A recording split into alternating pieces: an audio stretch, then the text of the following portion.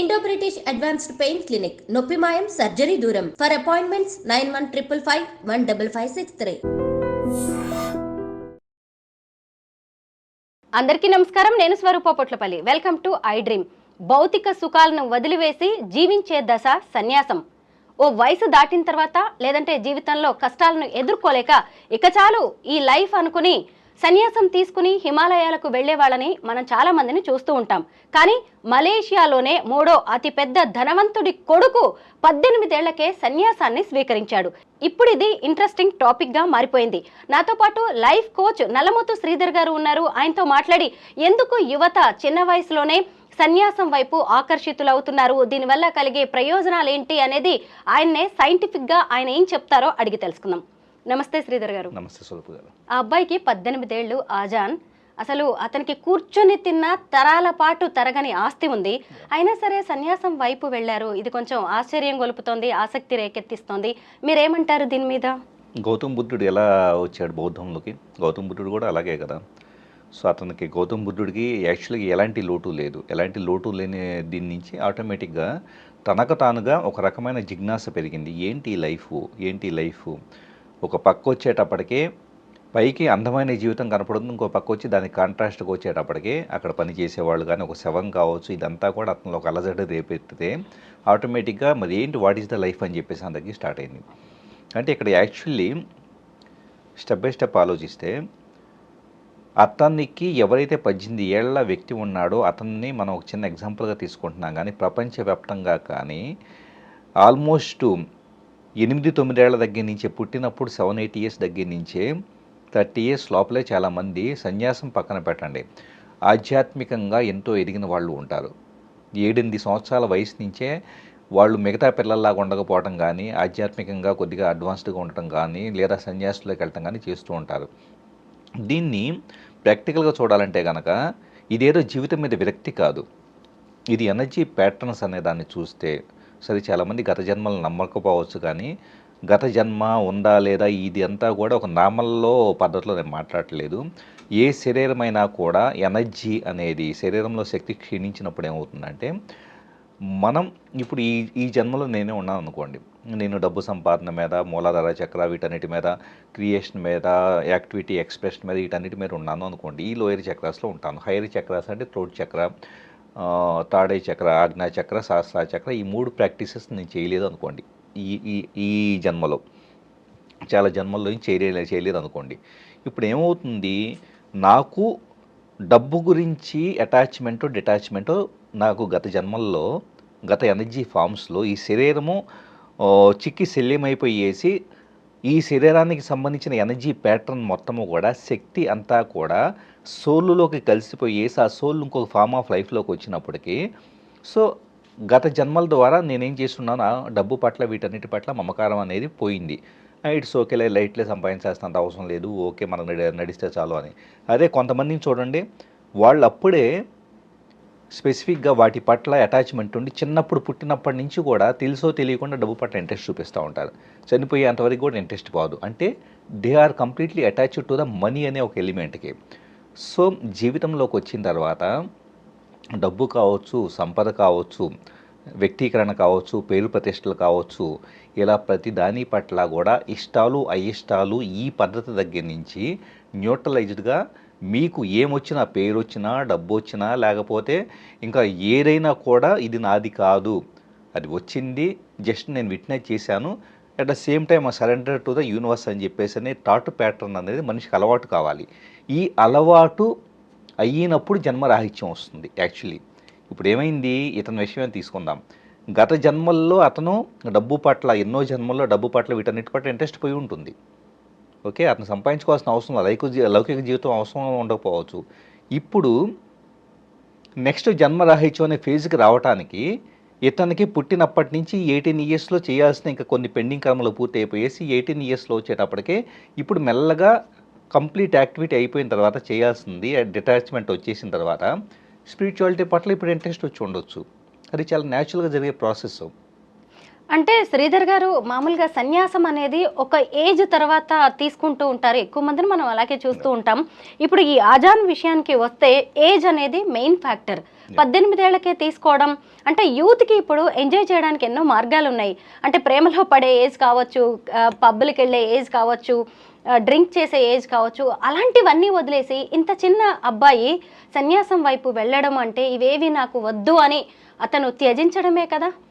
వద్దని త్యజించడం అంటే అతనేమి అయిష్టంతో త్యజించట్లేదు. ఫస్ట్ ఇది గుర్తుపెట్టుకోండి. ఇప్పుడు మిగతా వాళ్ళంతా పబ్బులకి వెళ్తున్నారు, పార్టీలకి వెళ్తున్నారు, ఎంజాయ్ చేస్తున్నారు, లైఫ్ని ఎంజాయ్ చేస్తున్నారు అని చెప్పేసి అని అదే ఎంజాయ్మెంట్ అని చెప్పేసి అనుకోవడానికి ఏం లేదు.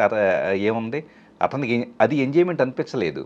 యాక్చువల్లీ చెప్పాలంటే ఇంకొకటి మీరు అన్నారు 50 ఏళ్లకో 60 ఏళ్లకో కృష్ణారామ అనుకోవాల్సిన దీంట్లో ఇప్పుడు వెళ్ళటం అనేది మనకు ఆశ్చర్యంగా ఉండొచ్చు. కానీ యాక్చువల్లీ చెప్పాలంటే కనుక 50-60 ఏళ్లకే మనిషి ఆధ్యాత్మికంగా ఉండాలి లేదా సన్యాసానికి వెళ్ళాలని ఎవరు డిఫైన్ చేశారు?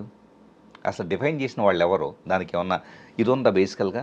అసలు సన్యాసం అనే దాన్ని మొదటి నుంచి కూడా ఒక నెగిటివ్ యాంగిల్లో పోర్ట్రేట్ చేయడం అనేది జరగలేదంటారా? 100%. ఎందుకంటే సన్యాసం అంటే కనుక పూర్తిగా కూడా అది ఒక తప్పు. సన్యాసం అంటే నా ఉద్దేశం ఏంటంటే కుటుంబ బాధ్యతలు వదిలేసి సన్యాసం వదిలేసేస్తే, ఇప్పుడు కుటుంబం ఉందనుకోండి, కుటుంబ బాధ్యతలు వదిలేసి సన్యాసం అయిపోయి వెళ్తే కనుక 100% భగవద్గీతలో దాన్ని తామసిక జ్ఞానం అని చెప్పేసి అన్నారు. అంటే కుటుంబం చూసుకోవాలి, నీ బాధ్యతలు చేయాలి, అలాగే నీకు ఒక పని ఉంటే ఆ పనిని చేస్తూ దాన్ని ఎంజాయ్ చేస్తూ దాని నుంచి డిటాచ్ అవ్వు, కర్మయోగంలో ఉండు, ఆ కర్మనే అటాచ్ చేసుకోబాక అని చెప్పేసి చాలా స్పష్టంగా భగవద్గీతలో చెప్పబడింది. అది అంతవరకు ఓకే. ఇప్పుడు ఫర్ ఎగ్జాంపుల్ అతనికి 18 ఏళ్ల కుర్రాడికి కావచ్చు, లేకపోతే మిగతా ఎవరికైనా కానీ బాధ్యతలు తీరిపోయినాయి, ఎవ్రీథింగ్ ఫ్యామిలీని సెటిల్ చేశారు అనుకుందాం, ఒక మంచి ఏర్పాటు చేశారు అనుకుందాం. సన్యాసంలోకి వెళ్తే పూర్తిగా వదిలేయాలని కూడా కాదు, ఫోన్లు చేయవచ్చు, లేదా ఎప్పుడైనా కలవచ్చు, వీళ్ళు అటు వెళ్ళవచ్చు. ఇదంతా కూడా మనం బియాండ్ చూడం. యాక్చువల్లీ అతనికి ఒక పద్ధతి ప్రకారం లౌకిక విషయాలను వదిలిపెట్టకుండా మరోపక్క తన ఆత్మజ్ఞానాన్ని తెలుసుకోవడానికి ప్రిఫరెన్స్ ఇస్తే కనుక ఆ సన్యాసంలో తప్పే ఉంది. అలా కాకుండా మొత్తాన్ని వదిలిపెట్టేసి కొంతమంది ఏం చేస్తూ ఉంటారంటే ఆర్థిక సమస్యలు ఉంటాయి, కుటుంబ సమస్యలు ఉంటాయి, ఇంట్లో ఎప్పుడు కొట్టుకు తిట్టుకుంటూ ఉంటారు, సో ఫ్రెండ్స్తో సమస్యలు ఉంటాయి, అప్పుల వాళ్ళు ఎక్కువగా ఉంటారు, ఇన్ని పెట్టుకొని ఇంకా ఇది లాభం లేదని చెప్పేసి టకాలన మోటామల్లే సర్దుకొని హిమాలయాలకో లేకపోతే అరుణాచలానికో బయలుదేరుతూ ఉంటారు. సో అలాంటి వాళ్ళు అది సన్యాసం అన్నారు, దాన్ని ఎస్కేపిజం అంటారు. అంటే నువ్వు చేయాల్సిన బాధ్యతల దగ్గర నుంచేసి, నువ్వు పూర్తి చేయాల్సిన దాని దగ్గర నుంచేసి జస్ట్ తప్పించుకొని అక్కడికి వెళ్ళిన తర్వాత ఒక నెల రోజులు 2 నెలలకు వచ్చేటప్పటికి ఆ జీవన విధానమే నచ్చదు. మనిషికి సహజ సిద్ధంగా సంతోషం అనేది ఈ పొజిషన్స్లో లేదు, వస్తువుల్లో లేదు, మనుషుల్లో లేదు అన్నదే సహజ సిద్ధంగా రావాల్సిన జ్ఞానం తప్పించి సడన్గా ఒక్కసారిగా కొంతమంది చూస్తూ ఉంటాం, మంచి ఆహార్యం మంచి పంచి కట్టుకుంటారు, లేకపోతే కనుక విభూతి రాసుకుంటారు, ఇంకా అప్పటికప్పుడు ఒక ఇది పెట్టుకుంటారు. మనిషి ఆహార్యాన్ని బేస్ చేసుకొని నేను ఇంకా సన్యాసంలో ఉన్నాను, నేను సాధకుడుగా ఉన్నానని చెప్పేసి కూడా పైకి ప్రదర్శించుకునే వాళ్ళు చాలామంది ఉంటారు. యాక్చువల్లీ ఆహార్యం ద్వారా ఎదుటి వ్యక్తి గుర్తించాలని ప్రయత్నం ద్వారా వచ్చేది సన్యాసము కాదు ఎట్టి పరిస్థితుల్లో. ఎందుకంటే మీకు అహం ఉంది. ఏం అహం ఉంది? నన్ను జనాలంతా ప్రత్యేకంగా చూసి గురువుగారు నమస్కారం అని చెప్పేసి అన్నానని అహం ఉంది. వాళ్ళు వచ్చేసి ఇంకాస్త ఉంటే కనుక నా కాళ్ళ మీద పడు అని చెప్పేసి అని కూడా పీపుల్ కోరుకుంటారు. సో మరి నువ్వు కాళ్ళ మీద పడాలని కోరుకున్నప్పుడు నువ్వేం గురువువి? అహాన్ని జయించినప్పుడు ఏం గురువువి? సో సన్యాసం పేరు మీద కావచ్చు, వీటన్నిటి మీద నిజమైన సాధకులు వచ్చేటప్పటికి ఎలాంటి ప్రచారం కోరుకోకుండా మీరు అన్నట్లుగా బాధ్యతలు పూర్తయిపోతే కనుక, లేదా చేయాల్సిన బాధ్యత లేకపోతే ఆటోమేటిక్గా వాళ్ళ పార్ట్లోకి వెళ్ళిపోతూ ఉంటారు. అట్ ద సేమ్ టైం ఈ మధ్య కాలంలో ఇండియాలో చాలా ఎక్కువగా మనకి ఈ ట్రెండ్ నడుస్తుంది. ఎందుకంటే స్పిరిచువల్గా నాకు ఓవరాల్ దీంట్లో నాకు అర్థమవుతున్న విషయం ఏంటంటే, ఖచ్చితంగా ఇండియాలో ఏ గందరగోళం అయితే ఎంతకాలం పాటు కొనసాగుతూ ఉందో, అంటే లౌకిక విషయాల మీద, వెస్ట్రన్ సొసైటీ యొక్క ఇన్ఫ్లుయెన్స్ మీద, దీంట్లో శాంతి లేదు. పబ్బల్ కల్చర్ కావచ్చు, లేకపోతే పొజిషన్స్, కార్లు ఇవన్నీ ఎన్ని కొనుక్కున్నా కూడా, ఎన్ని విల్లాలు కొనుక్కున్నా, ఏం కొనుక్కున్నా కానీ పీపుల్కి సంతోషం దొరకట్లా. Something is missing. ఆ సంథింగ్ ఏంటి అంటే హార్ట్ మిస్ అవుతుంది. ఆ హార్ట్ ఎక్కడి నుంచి వస్తుందంటే కనుక when you balance your heart చక్ర. ఆ బ్యాలెన్స్ యువర్ హార్ట్ చక్ర ఎక్కడ వస్తుందంటే కనుక జస్ట్ డిటాచ్డ్ స్టేట్లోకి వెళ్ళిపోతే నాకు ఏమీ లేదు, ఏం అవసరంలా, హ్యాపీగా ఇప్పుడు ఉన్నాను, నేను మీతో మాట్లాడాను, దీని నుంచి నాకు ఎలాంటి ఎక్స్పెక్టేషన్ లేదు, జస్ట్ యూనివర్స్ నాకు నాలెడ్జ్ ఇచ్చింది, నేను మాట్లాడుకుంటూ వెళ్ళిపోయాను. ఇదే పద్ధతిలో చేసే ప్రతి పనిని దాంతో అటాచ్ అవ్వకుండా చేసుకుంటూ వెళ్ళిపోతే ఆటోమేటిక్గా హార్ట్ చక్ర ఓపెన్ అవుతుంది. పీపుల్కి ఈ హార్ట్ చక్ర కరెక్ట్గా లేదు కాబట్టి నేను ఒక పని చేయాలంటే, నేను ఒక మాట మాట్లాడాలంటే నాకేమొస్తుంది, నాకెంత వస్తుంది అని లెక్కలు వేసుకొని బతికినప్పుడు హార్ట్ చక్ర క్లోజ్ చేసుకున్నారు పీపుల్.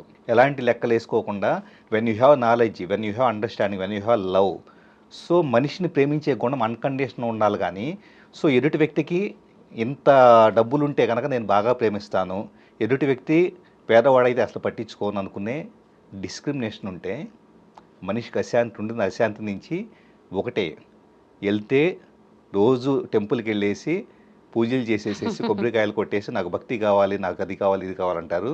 లేకపోతే కనుక జీవితం మీద విరక్తి పుడితే కనుక ఎస్కేపిజంగా సన్యాసం మీదకి వెళ్తారు.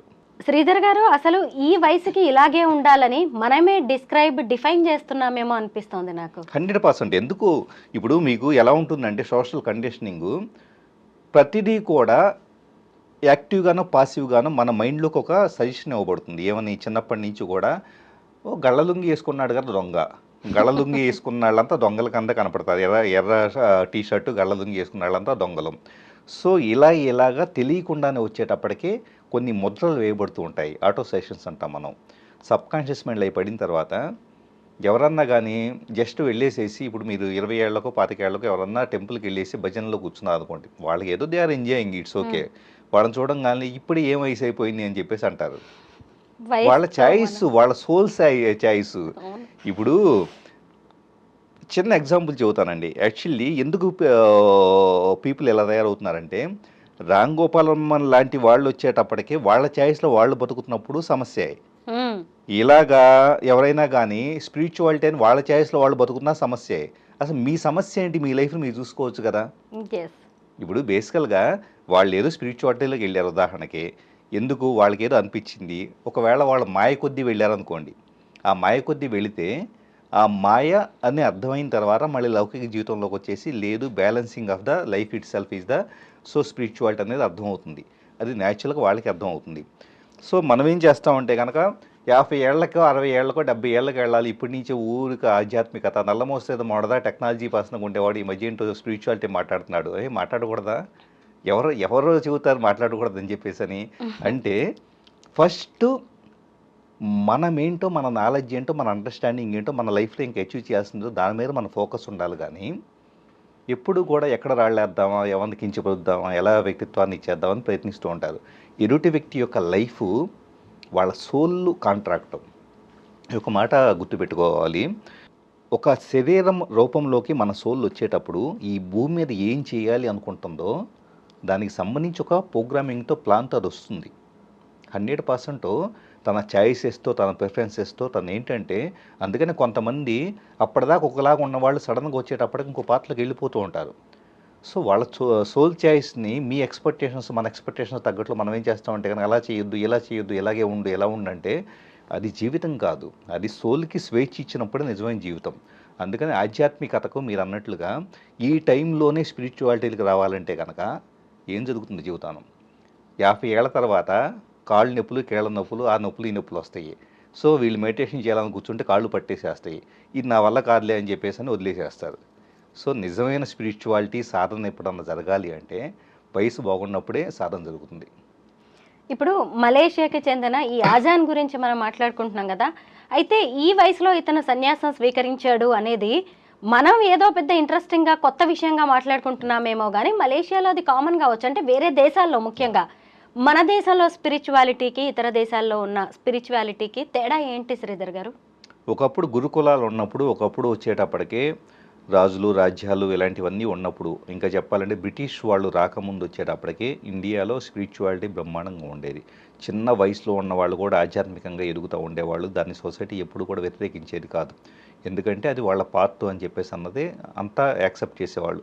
ఉదాహరణకు కుటుంబంలో ఎవరన్నా వచ్చేసి నాకు జీవితం మీద ఇంట్రెస్ట్ కలగట్లేదని ఎవరన్నా చిన్న కొడుకో కూతురో వచ్చేసి చెప్పినా వాళ్ళ మదరో ఫాదరో మెంటల్గా ప్రిపేర్ అయ్యేసి పంపించేవాళ్ళు కూడా. అంత మెచ్యూరిటీ ఉండేది, అంత డిటాచ్మెంట్ ఉండేది. ఇప్పుడు తర్వాత ఇంగ్లీష్ వాళ్ళు వచ్చిన తర్వాత ఏమంటారంటే మెటీరియలిస్టిక్ సొసైటీ ఎక్కువైపోయింది. సో నువ్వు సంపాదించాలి, నువ్వు మంచి ఉద్యోగం చేయాలి, నువ్వు కుటుంబాన్ని పోషించాలి, నువ్వు ఎవ్రీథింగ్ సంసారం మొత్తాన్ని ఇచ్చేసేసి నీ పిల్లలందరినీ సమాజంలో చాలా గొప్పగా తీర్చిదిద్ది ఇదంతా అయిన తర్వాత మాత్రమే నీకు ఛాయిస్ ఉందని చెప్పేసి అనే విధంగా మనిషి కండిషనింగ్ చేయబడ్డాడు. సో అందువల్లనే ఏమవుతుందంటే ఇండియన్ సొసైటీలో డబ్బు సంపాదన నేను ఏంటో నేను సొసైటీకి నిరూపించుకోవాలి, దానికోసం చాలా రాత్రింబగళ్ళ కష్టపడి మనసుకి నచ్చని పనైనా చేయాలి, హార్ట్కి నచ్చని పనైనా చేయాలి, కష్టపడుతూ వెళ్ళాలి. ఈ టైం తర్వాతే నేను స్పిరిచువాలిటీకి వెళ్ళాలనేదేమో ఛాయిస్ లెస్గా మన సొంత ఛాయిస్ లేకుండా తయారైపోయింది ఇండియన్ సొసైటీ. వెస్ట్రన్ సొసైటీలో యుఎస్లో కావచ్చు, సింగపూర్ కావచ్చు, మలేషియా కావచ్చు, బాలి ఇండోనేషియాలో కావచ్చు, అక్కడ వెళ్తే ఇండోనేషియా వెళ్ళానండి. యాక్చువల్లీ నేను బాలికి వెళ్ళాను. ఎవరికి వాళ్ళు ఎంత సహజ సిద్ధంగా జీవిస్తున్నారంటే జస్ట్ మీరు అక్కడికి వెళ్తే మనాళ్ళు ఖాళీ దోతి స్మార్ట్ ఫోన్ పట్టుకుంటారు, వాళ్ళు పియానోనో లేకపోతే కనుక ఫ్లూట్ వాయించుకుంటూ కూర్చుంటారు సరదాగా. అంటే లైఫ్ని వాళ్ళకి నచ్చినట్లు జీవిస్తూ ఉన్నారు. అంటే స్పిరిచువాలిటీ అనేది వెస్ట్రన్ సొసైటీలో చాలా ఎక్కువగా న్యాచురల్ ఫేజ్లో వెళ్తుంది. ఒకప్పుడు ఇండియా గొప్ప అనుకున్న కానీ ఆధ్యాత్మిక జ్ఞానము ఇప్పటికీ కూడా నిజమైన జ్ఞానం కలిగిన వాళ్ళు తగ్గిపోయారు. కేవలం పిట్టకథలు చెప్పేవాళ్ళు, లేకపోతే కనుక భక్తి పేరు మీద, లేకపోతే మూఢత్వం పేరు మీద మూఢనమ్మకాలు పెంచేసి అలా చేస్తే ఇది అవుతుంది, ఇది చేస్తే ఇది అవుతుందని చెప్పేసి జనాలను మభ్యపుచ్చేవాళ్ళు, ఈ టైపు వాళ్ళు ఎక్కువైపోవటం వలన పాపం దురదృష్టవశాత్తు మామూలు సామాన్య జనం కూడా వీళ్ళంతా కూడా పెద్ద జ్ఞానులు, గురువులు అని చెప్పేసి వీళ్ళని నమ్ముతూ నిజమైన జ్ఞానం అంటే ఏంటి, first you have to liberate from yourself. నీ యొక్క అహాన్ని జయించాలి అంటే first live in the moment. ఈ క్షణంలో సైకలాజికల్ టైం పాస్ట్ నిన్నో మొన్న జరిగిన వాటి నుంచి, రేపు జరిగే భయాల నుంచి, ఇటు మధ్య నుంచి first live in the moment. First ఫేజ్లో లిబరేషన్ స్టార్ట్ అవుతుంది. ఈ లిబరేషన్ స్టార్ట్ అయిన తర్వాత చక్రాస్ ఎనర్జీ అలైన్మెంట్ అవుతుంది. ఇవన్నీ చెప్పేవాళ్ళు లేరు, ఏదో కథ చెప్పేసేయటం. సో వాళ్ళు అలా అయ్యారు, వీళ్ళు ఎలా అయ్యారు అని చెప్పేసి ఒక కథ పెట్టకరా ఇవన్నీ చెప్పేసేయటము, మనాళ్ళు హ్యాపీగా తలూపుతో వినేసేయటము, చాలా ప్రశాంతంగా ఉందనుకోవటం, తర్వాత మళ్ళీ రొటీన్ అయిపోతుంది. అసలు ఈ సన్యాసం ద్వారా సాధించేది ఏంటి శ్రీధర్ గారు? హ్యాపీనెస్. హ్యాపీనెస్ అంటే ఇక్కడ రెండు ఉంటాయండి. యాక్చువల్లీ హ్యాపీనెస్ అని ఇప్పుడు మీరు సినిమాకి వెళ్ళాను, హ్యాపీగా అనిపించింది కదా, సో మంచి నాకు బిర్యానీ ఇష్టం అని బిర్యానీ తిన్నాను, హ్యాపీ అనిపించింది కదా. ఈ హ్యాపీ అనిపించే దాంట్లోనే దాని వెంటనే దుఃఖం ఉంటుంది. యాక్చువల్లీ చెప్పాలంటే మీకు ఏది హ్యాపీగా ఉంటే, ఉదాహరణకి మీకు ఒక ఫ్రెండ్ మీకు బాగా ఇష్టం అనుకోండి, ఆ ఫ్రెండ్తో మీరు ఉంటే ఎక్కువసేపు స్పెండ్ చేస్తే హ్యాపీగా ఉంటుంది అనుకోండి. ఆ ఫ్రెండ్ లేనప్పుడల్లా కూడా ఉన్నప్పుడు ఎంత ఎంజాయ్ చేస్తున్నారో లేని 90% సందర్భాల్లో దుఃఖానికి గురవుతారు కదా. అంటే ఎక్కడ హ్యాపీ ఉంటుంది అక్కడ దుఃఖం ఉంటుంది, ఎక్కడ దుఃఖం ఉంటుంది అక్కడ మళ్ళీ హ్యాపీనెస్ అనేది ఉంటుంది. అంటే these are the two expressions of single thing, happiness, దుఃఖం అనేది. ఈ రెండింటికి ఇవి టెంపరీ మూమెంటము. ఈ రెండింటికి ఆవల చిన్నపిల్లలో సహజంగా ఏమున్నా లేకపోయినా నవ్వుతారు చూసారా, ఆ నవ్వు, ఆ బ్లిస్ఫుల్ స్టేట్ హార్ట్ చక్ర నుంచి వచ్చేది. ఆ బ్లిస్ని అలౌకిక ఆనందం అంటారు తెలుగులో చెప్పాలంటే. అలౌకిక ఆనందం ఏదైతే ఉంటుందో అది వ్యక్తిని బట్టి ఉండదో, లేకపోతే కనుక డబ్బులను బట్టి, పొజిషన్స్ని బట్టి ఉండదో, ఆ స్థితికి చేరుకోవటానికి ఈ సన్యాసం హెల్ప్ అవుతుంది. థ్యాంక్ యూ శ్రీధర్ గారు, చాలా అద్భుతంగా చెప్పారు. అసలు మీరు చెప్పినంత బాగా ఈ సబ్జెక్ట్ గురించి ఇంకెవరు చెప్పలేరేమో అనే ఫీలింగ్ నాకు వచ్చింది. Thank you so much.